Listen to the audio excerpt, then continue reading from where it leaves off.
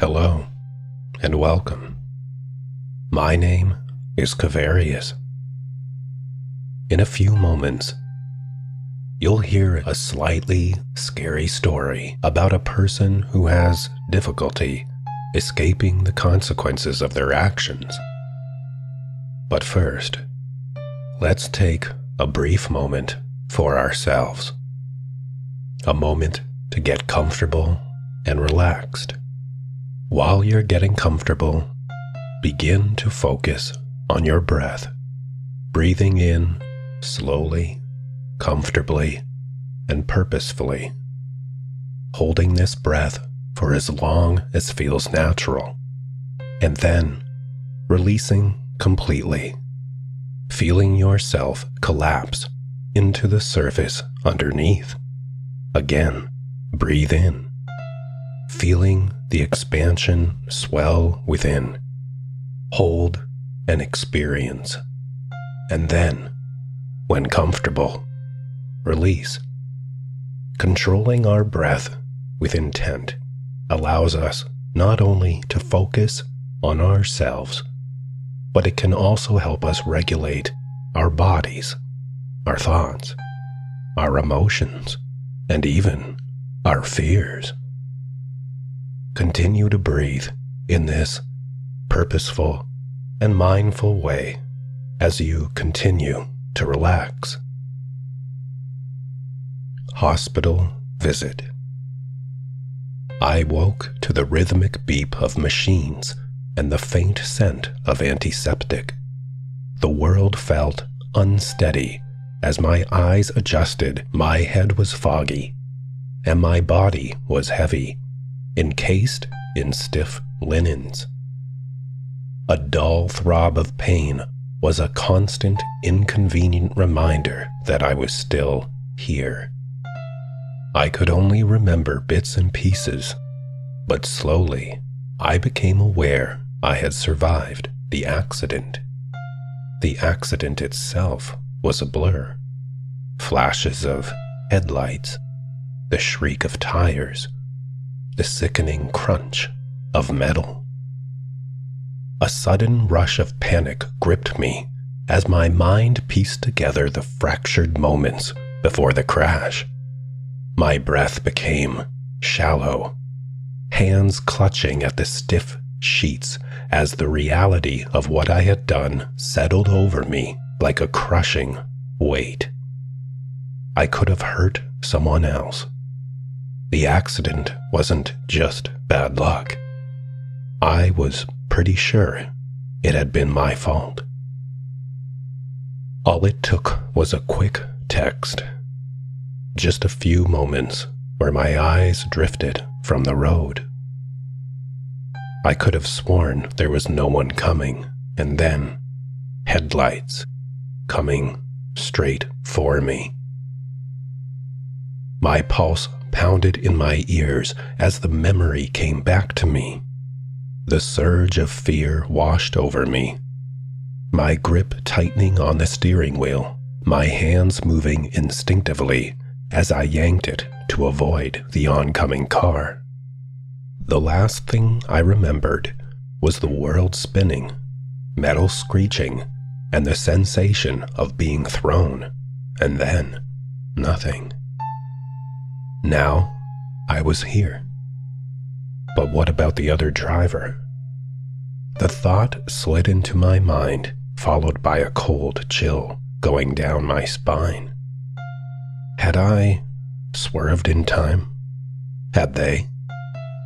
My heart raced as I tried my best to remember anything that might provide me with a sense of comfort. A flicker of movement caught my eye, just at the edge of my vision. I turned my head, my breath hitching as my gaze settled on a shadow against the curtain beside me. It was unmistakably human, tall and still, looming in the dim light. A chill spread through me as I tried to make sense of what I was seeing. I exhaled sharply, my pulse steadying as I forced myself to think rationally. It had to be the hospital curtain. Perhaps another patient on the other side, or a piece of equipment casting an odd shape. Just my imagination twisting the mundane into something else. I swallowed the unease and muttered an apology, assuming a nurse had been standing there unnoticed. But the space beyond the curtain remained silent. Before I could dwell on it, the door to my right creaked open. A nurse stepped inside, her expression tinged with concern. She had heard me react. The logical part of me wanted to dismiss it, to say it was nothing, but doubt lingered at the back of my mind. I hesitated, then asked her to stay. I turned back toward the curtain, ready to explain, but the shadow was gone. My stomach tightened as I realized the curtain was not a hospital partition after all. Instead, it covered a window. The figure had been standing behind it. A new kind of unease settled over me. Had I really seen something, or had exhaustion and medication blurred the edges of reality? I turned to tell the nurse, but before I could, the doctor entered, and his presence shifted the conversation. Whatever I had seen, whatever questions I had, would have to wait. The doctor told me how fortunate I was. A broken leg, a concussion, a few cracked ribs. It could have been much worse. I listened to the doctor speak, the question still gnawing at my mind. Had I hurt anyone? I forced myself to ask in a creaky voice that came out much quieter than I expected. The doctor's answer was careful, measured. They couldn't confirm much, but no other patients had been brought in from the scene. Initially, the words brought a sense of relief, but my smile was not mirrored by the doctor. In that moment, I realized it was possible that I was the only one who made it out alive.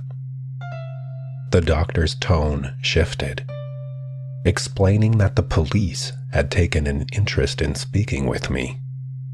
I had been unconscious when they arrived, and as a witness and participant, what little information I could offer would be of value. While I wasn't sure I had much to offer, I imagined they, at least, would have the answers I sought. I needed to know the missing details of what happened before my world went dark. The weight inside me seemed to get heavier, knowing that soon I would have to face what I had done. The doctor studied me, waiting. They asked how I was feeling. My mind wavered for a moment, wondering if I should explain the shadow I had seen earlier. Perhaps it had been nothing more than a symptom of waking up, a trick of exhaustion and medication. I swallowed any pride I was feeling and decided to tell the doctor of the account. They remained quiet, watching carefully as I recounted the strange occurrence.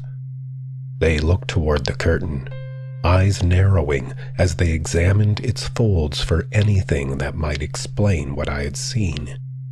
The fabric remained undisturbed, its sterile white edges still in the dim hospital light. Its sterile white edges still in the dim hospital light. A concerned expression flickered across the doctor's face as they considered the possibility of my concussion being the cause. They reassured me that further tests would be conducted as soon as possible, ensuring no lingering effects from the accident were distorting my perception. Still, they acknowledged the other possibility. Trauma, medication, and the disorientation of waking in an unfamiliar place could be playing tricks on my mind. I still felt uneasy. The logical explanations made sense, but none of them erased the feeling that something had been there, watching, waiting for me to wake up. The doctor placed a steadying hand on my shoulder, urging me to take things slow. My thoughts were still unraveling, my memories fragile and incomplete. They suggested it was too early to speak with the police, that my mind needed time to adjust. But the uncertainty gnawed at me, a feeling I didn't want to have to endure. I insisted I was fine, though the lingering fog in my mind betrayed the confidence I tried to project. As the doctor stood and turned to leave, my pulse quickened. Just behind him, a shadow stretched over the blinds that covered the glass window leading to the hallway. The shape was unmistakable. A tall figure with a rigid posture. Its outline barely softened by the dim light outside, every detail sharpening in my mind. My heart pounded, a wave of something between fear and anticipation gripping me. A jolt of excitement coursed through me as I urged the doctor to turn to confirm what I was seeing. My pulse quickened. Anticipation tightened in my chest. The shadow remained, unmoving against the glass, as if it were aware of my presence. The doctor, with a concerned look in his eye, glanced behind his shoulder. After a moment, he turned back, his eyes scanning my face, searching for something that I couldn't figure out. Without a word, he stepped away, his posture rigid as he exited the room. The nurse followed, glancing back only briefly before shutting the door behind them. The sudden silence pressed in, leaving me alone with my racing thoughts. Just as I exhaled, trying to steady myself, movement flickered from beyond the glass once more.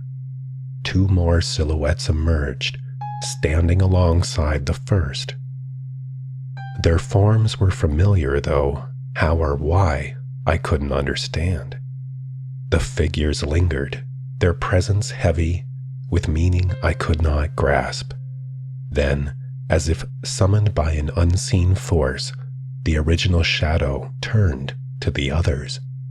A silent exchange passed between them before they slowly dissipated, fading into the dimly lit hallway. My chest tightened as the door creaked open again. The nurse stepped inside, her expression carefully composed. She informed me that the police had left as the doctor had decided I needed more rest. Her voice was calm and steady as she explained the tests I had scheduled for the day. The rest of the day unfolded in a blur of white walls and the beeps of hospital machinery. Tests came one after the other. The rhythmic rolling of the wheelchair and the occasional hushed conversations between staff were the only constants in an otherwise disorienting cycle.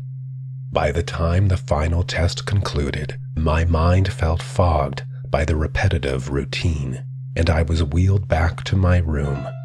The journey felt oddly familiar, though the details of the hospital corridors remained vague and featureless. 3 doors away from my room, something broke through my dull haze. A figure stood behind the curtain of a nearby patient's room, its shape dark and unmoving against the pale fabric. It sent a sharp jolt through my chest. I tensed involuntarily. The shadowed form was the same as before. My hands gripped the armrests of the wheelchair, my breath catching in my throat. The nurses noticed the shift in my posture and sudden rigidity of my movements.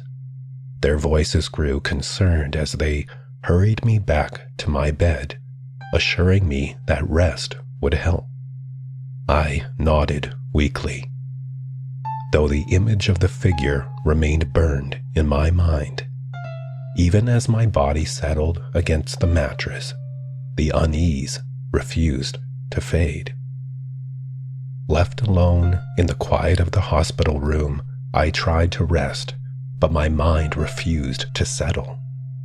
The medication made my body heavy, my eyelids drooping with exhaustion, yet sleep remained just out of reach. The lingering image of the shadow pressed against my thoughts until, once again, it was pressed against the shades of the window leading to the hall. The shadow loomed larger than before, its presence punctuated against the dim light of the hallway. A deep, primal fear rooted me in place. My chest tightened as I tried to call out. No sound came. My throat locked, my voice stolen by the sheer weight of dread. I reached for the call button beside me, but my fingers were sluggish and uncooperative. I could not scream. I could not move. I could do nothing but stare, helpless, as the shadow remained, its presence unwavering in the window. The shadow stood still, watching.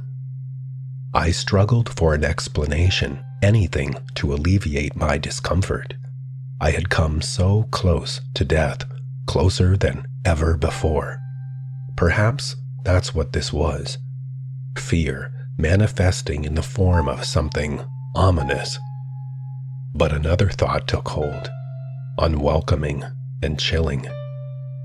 What if it was something else entirely?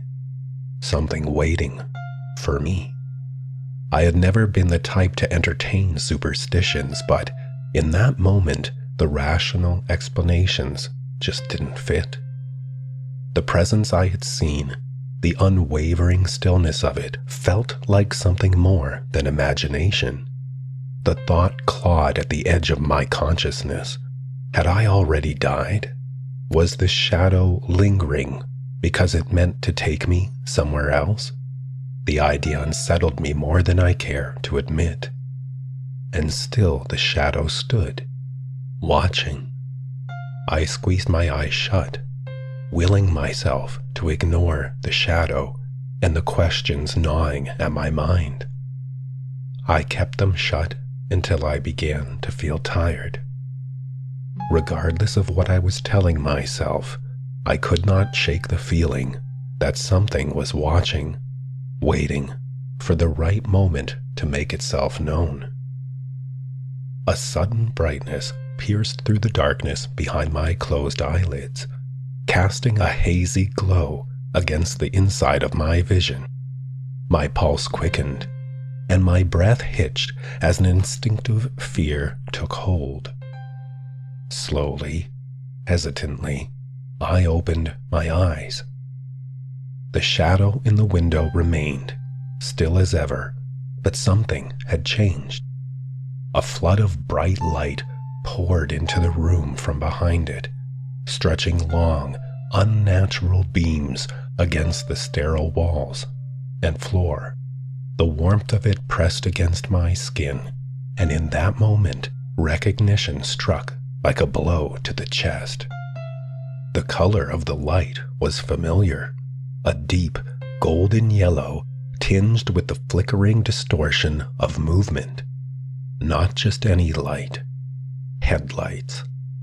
My vision blurred as the locked memory broke free, forcing itself to the surface with brutal clarity. The shadow standing before me was not just a figure lingering beyond the window. It was the shadow of the man I had struck with my car when veering away for my own safety. It was him, frozen in those last few moments. I had been searching for answers since I woke up, but now that I had them, they did nothing to lessen the guilt seeping through my bones. The light slowly faded, retreating as if it had only come to remind me of what I had done. the image of the shadow, has remained etched into my consciousness, and I will always live with my guilt. Thank you for listening.